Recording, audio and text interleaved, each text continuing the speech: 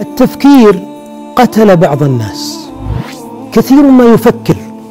أنا أدعوك إلى حل آخر، بدل ما تفكر استغفر، فإن الذي يفرج الكرب ليس التفكير في حلها، إنما الاستغفار الذي يجعل لك من كل هم فرجا، ومن كل ضيق مخرجا، ومن كل بلاء عافية، بل ويرزقك الله بالاستغفار من غير ما تحتسب.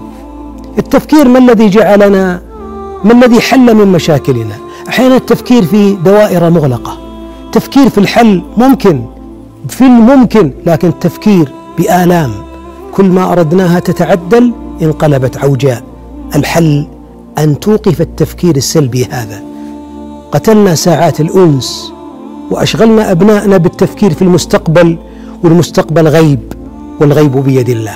استغفر يجعل الله لك من الظلام نورا. اللهم إنا نستغفرك ونتوب إليك. استودعكم.